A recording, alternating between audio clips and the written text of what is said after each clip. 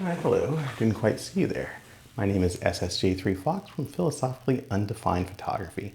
And in case you don't know who we are, it's basically a group of me and some of my friends that go to different comic book and anime conventions. We take a bunch of photos and some videos and we basically try to have a good time.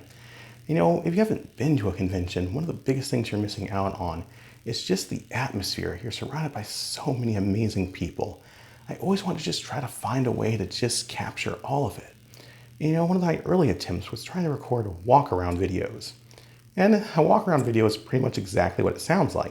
You take your camera, you walk around, and you take video.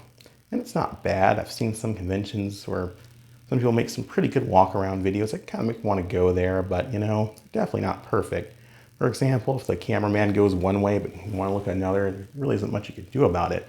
So I really wanted to find some way I could just record everything. And luckily, I was able to find that. In fact, this is my current 360 camera, the Yi360, which is a pretty good camera. It has two lenses on opposite side that are wide-angle fisheye lenses capable of capturing a full 360 view of everything around it. And that really helped me accomplish my goal of just capturing the atmosphere of a con. If you want to see a perfect example of the kind of situation you want to use a camera like this, check out my ASIN 2018 People Watching video. I set it down in the Stevenson Convention Center, and whenever I watch back that video, I know it's something new. And it really gives me that feeling of capturing the atmosphere and feeling like you're actually kind of there again, just looking around, and I just absolutely love it. But I guess saying actually there is a little bit of a stretch because 360 cameras obviously have their limits. And if you're viewing in a VR headset, you definitely know these limits.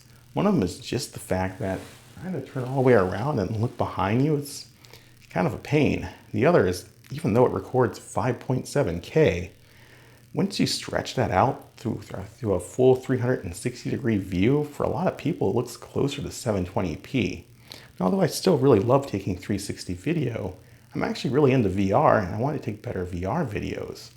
So I started thinking, well, how can I do that? And that's when I discovered VR180, which is a pretty novel idea. Instead of recording the full 360, why not just record 180 degrees in front of the person? That way you have room to look around and it covers your complete view. But you're not stretching the pixels out as much.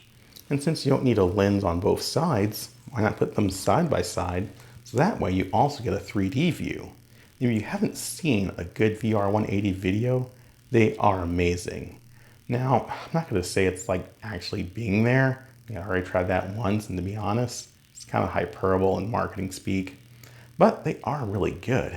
And when I saw some of these videos, I knew it's something I wanted to do. It was just a matter of time for the right camera to come out. And I think I found that camera. I'm recording this video on an Insta360 Evo.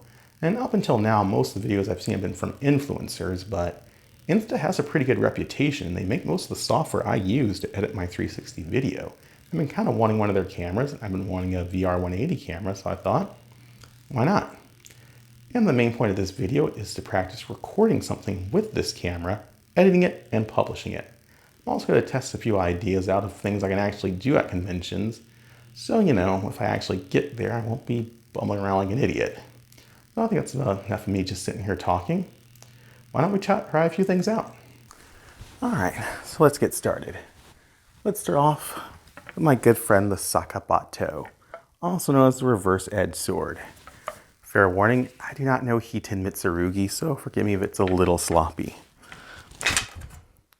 So I already did some tests to get an idea about how close I can get to the camera before some discomfort and motion sickness kind of start to play in.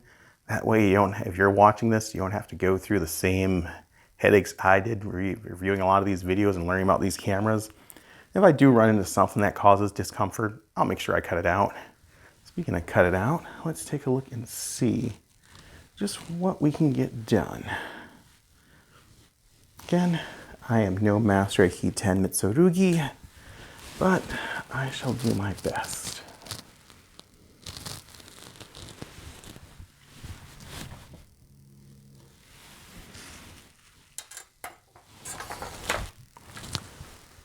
Hopefully, that'll work.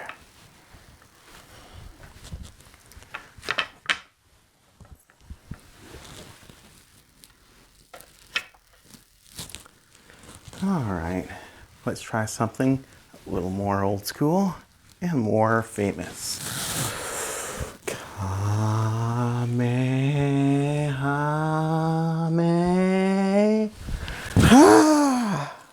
Probably just a little closer too.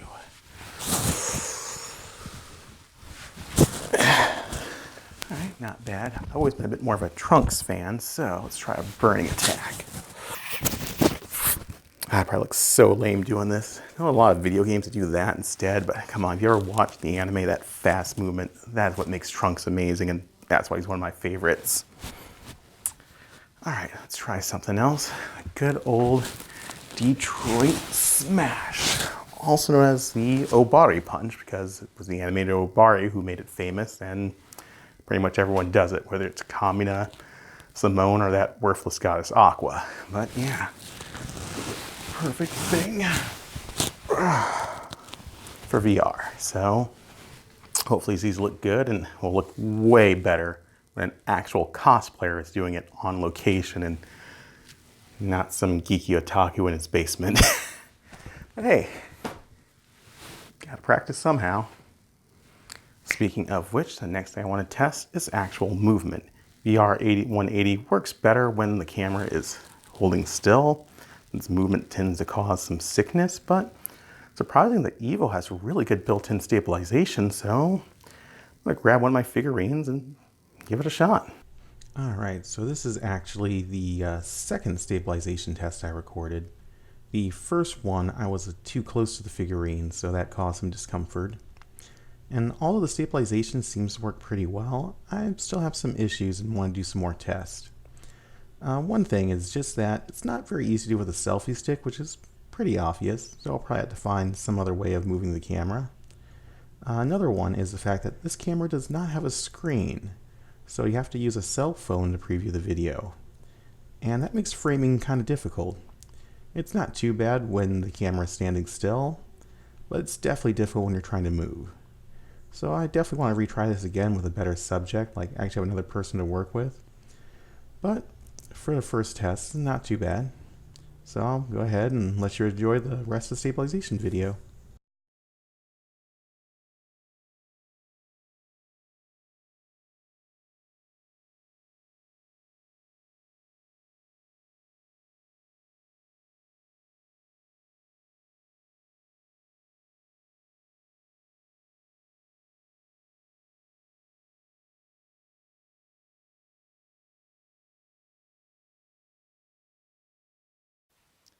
All right, for the final test, let's do a low light test. So I'm just gonna run upstairs, turn off the light, and see how this camera handles in low light.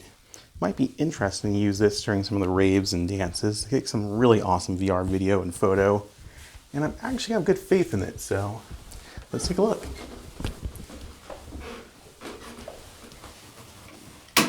All right, so this first sample was shot on auto, and it's kind of noisy, and sadly it's probably the best of the bunch. I tried taking some other sample videos at different ISO settings, and although some of them looked okay when I was viewing them in the VR viewer on my cell phone, they all looked like a noisy mess when I was viewing them on my Oculus Rift. So I'm probably gonna have to play around with these settings more to find something that works. Low light photos, on the other hand, do look really good. And this is not only because you can shoot in manual, but also in RAW, which gives you a lot of potential in post-processing.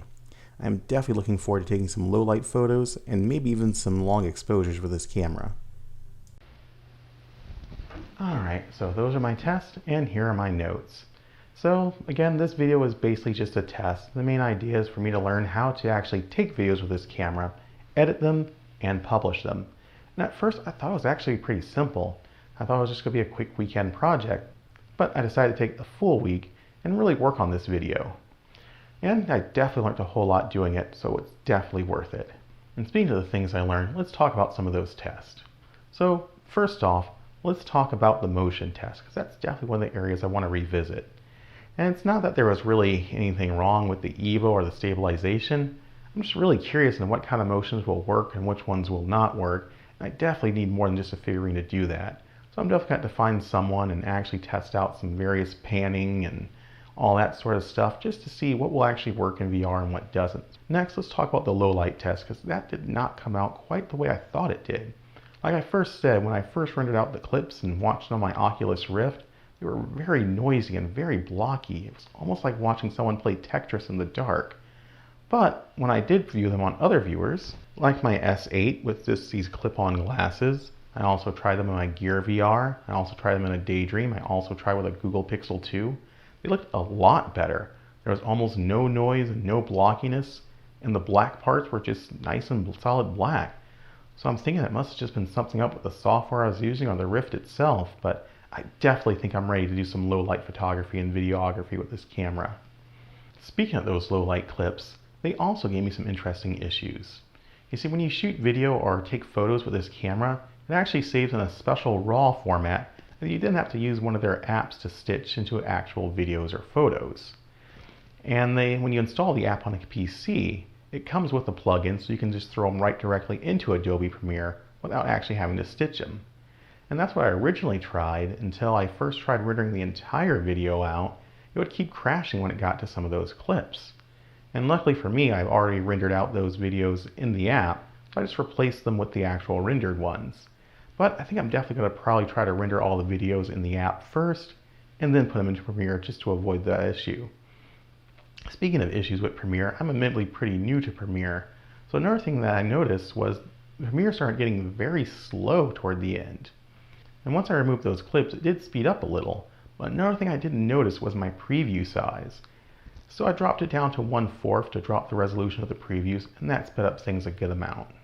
One issue I did run into, however, was with the Kamehameha effect. It turns out that that transition will not work when rendered out at 5.7K. You'll just get some black frames. So I ended up having to render that in 4K and then replacing that part of the video. So if you notice the quality drops, that's because that is the only part of the video that's not in 5.7K. There's apparently some type of bug with that effect, and hopefully Adobe will fix it. But I didn't want to sacrifice the quality of the whole video just for two little transitions. So yeah, those are some of the things I learned from making this video. Again, I'm really glad I made myself go through it. Definitely learned a whole lot, so by the time I get to my next convention, I'll definitely know how to use this camera. Speaking of those conventions, we plan on going to ACEN, or Anime Central, in May, and 2 weeks later to ColossalCon. If you're going to one of those two conventions and you want to say hi to us, or maybe you want to be in this video, maybe you want to see some of our previous work or our photos and videos, I'll leave a description to our social media links in the comments below. I do plan on trying to make a lot more video content, both VR and non-VR. And if you want to see those up and coming videos, including our first VR180 video, go ahead and subscribe.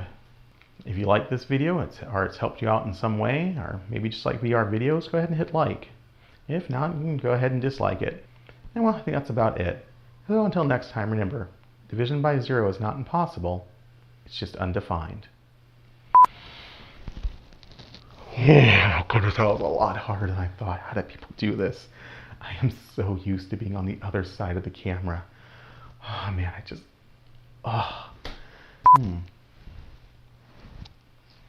Deadpool, Makoto. Deadpool, Makoto. Deadpool.